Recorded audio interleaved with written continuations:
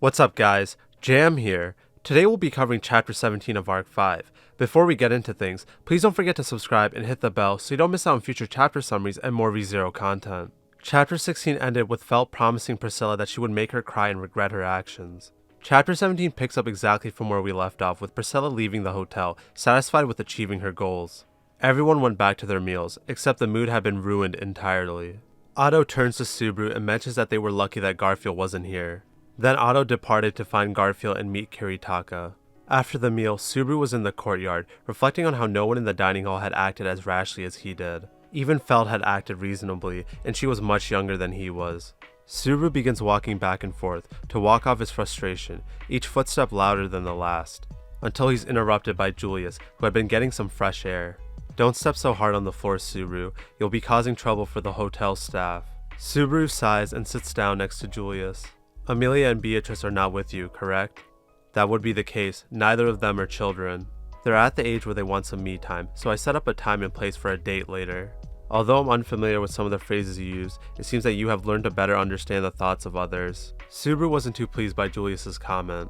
"Apologies, if you were truly one who was incapable of being considerate of others, you wouldn't have been able to loudly denounce a deputy commander in front of everyone. I should offer you my gratitude."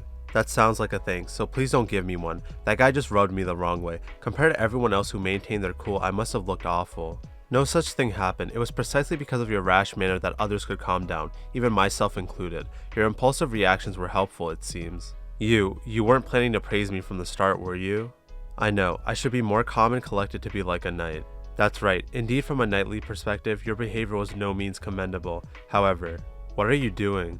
"It is as you can see." "All I can see is you bowing at me." Julius had bowed at Subaru to show his thanks for earlier. Thank you for showing the anger that I could not.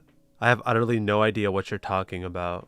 Valuing a knight's honor means that no matter the occasion, you must act with virtue. Even if your own friend is treated with inhumane words, you cannot indulge in behaving according to your feelings. But you are not like that." Caught between my knighthood and my emotions, I quickly repressed my anger. "However, seeing your passionate rebuttals, I felt ashamed of myself, so I wanted to thank you. Instead of venting your own anger, huh?" Julius goes quiet and raises his head. Julius had finally revealed his genuine feelings. Seeing him, Subaru could only give him a snarl. "What a stupid thing to say. Really, stop kidding around." "Stop kidding around, huh?" Subaru continues by telling Julius that it's stupid for him to be angry in his place. He was mad because Heinkel had personally ticked him off. Subaru then asks why he didn't say anything to Heinkel or backed him up. Julius sighs and explains that he couldn't make an enemy out of a commanding officer. "This doesn't have to do with your rank, not to mention you just blurted no matter what. Don't be so narrow-minded. You're constantly thinking about behaving like a knight or acting like a knight. Is even your heart coated in a knight's armor?" "Even my heart is coated in a knight's armor." That's pretty harsh. "Although I think my wording was pretty artistic, just ignore it. I was only kidding." "No, I'll keep it in mind. I'm glad that I'm learning a lesson from you. This is something that I never would have thought possible a year ago. That uncomfortable stuff might be over with, but I still have nightmares about it." Subaru still had not gotten over the events at the Capitol. He still has nightmares here and there about his duel with Julius. Subaru changes the topic by asking about Heinkel. "About that bearded old man, he said he was a deputy commander or whatever. Is that true?" "It's understandable that you're doubtful, but that is indeed true. That man was the deputy commander of the Knights of the Kingdom of Lagunica, Heinkel Astrea himself." Subaru sighs and wonders what the country was thinking, allowing someone like Heinkel to have such a position. Julius shakes his head and mentions that no one would dare question it, but he has yet to see Heinkel do his job. Upon hearing this, Subaru wonders if Heinkel is taking advantage of being Reinhardt's father. That isn't the case entirely. Taking the role of the deputy commander isn't something that would escape the attention of his son Reinhardt. Although Reinhardt's fairness is universally acknowledged, how can we judge it if it concerns his family? Not everyone would trust him. I don't think Reinhardt would be willing to bend his moral code for his father. Even so, he is still Reinhardt's father. No matter what others think, to Reinhardt, he is a family member who shares his blood. No one can know what he himself thinks. Subaru couldn't believe what he was hearing and asked what other reasons could explain why Heinkel was given the position he had. He's a head of House Astrea and he's Wilhelm's son. The possibility of not giving him a high-ranking position would lead to treason cannot be overlooked.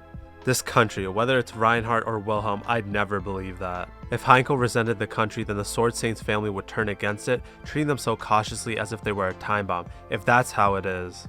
Julius tried calming Subaru down, but Subaru wasn't having any of it. Wilhelm was the former commander of Lagunica's Knights. Huh? 14 years ago, a member of the royal family was kidnapped. At that time, Wilhelm led the guards and was placed in charge of the search. This member of the royal family had been rumored to be none other than Felt. I know the royal child was never found, so what then? Wilhelm took responsibility, then resigned as a knight, so does he have a reason to hate the kingdom? But then, he said he couldn't be with his wife when she died, and since the investigation was what kept him from it, then Wilhelm would end up hating the kingdom or something. Julius tells Subaru he doesn't know what Wilhelm's true intent back then was, but if it weren't for Marcus, the knights would have collapsed. I don't give a damn about that. I'm trying to talk about Wilhelm. Is that what you think? That Wilhelm would resent everyone because of his wife? That's... Subaru couldn't believe what he was hearing. He knew Wilhelm's true feelings and the regret he held in his heart.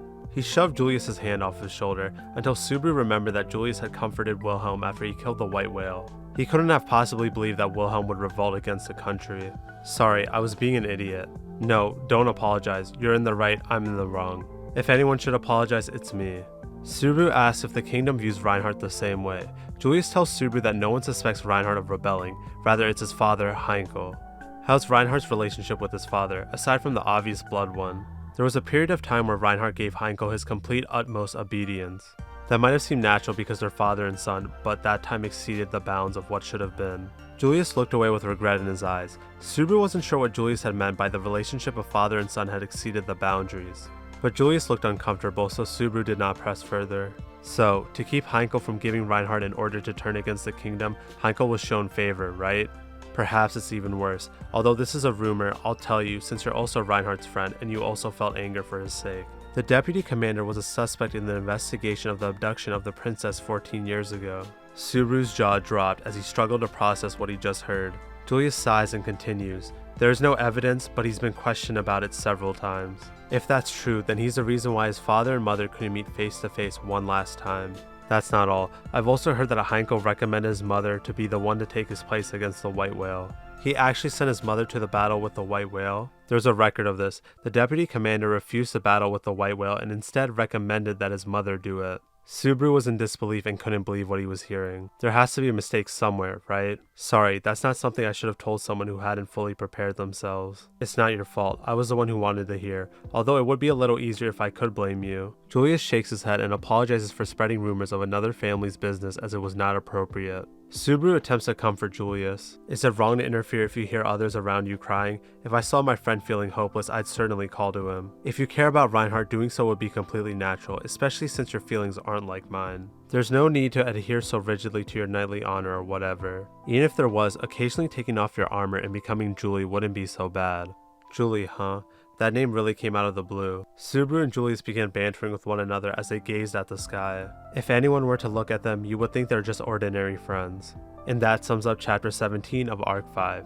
Wow, I really enjoyed this chapter. We learned so much about the Estrella family. Heinkel was given his position just because of who he was. Explains why he acts like such a spoiled brat. Julius dropped several bombshells about Heinkel on us. He's suspected of kidnapping a member of the royal family who is rumored to have been Felt. He sent his mother to her death, and he also abused Reinhardt. Heinkel is a certified grade A scumbag right now. I want to know why Heinkel turned out this way, and I hope we'll learn more about his motives soon.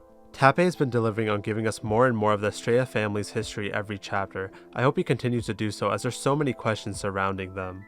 Moving on, I enjoyed Subaru and Julius's conversation in this chapter. I find it so hard to believe that they were on terrible terms at one point, but now they mutually understand one another and they can be seen as friends now. It's okay, Subaru, we know you're a tsundere at heart. It's okay to be friends with Julius. I look forward to seeing their bromance develop more. Let me know if you guys have any theories, predictions, or thoughts about the chapter or going forward in the comment section down below. I'll be reading all of the comments, then responding to and discussing 6 comments in the next video. Normally, I would cover the last video's comments at this point of the video. I have to finish a college essay by tonight and I have to go into the office for the next 2 days. I'll make it up to you guys by doubling the comments for the next video. With that being said, thank you so much for the support as always. If you don't want to miss out on future Arc 5 summaries and more ReZero content, please consider subscribing and hitting the bell. Thank you for watching and I hope you all have a great day.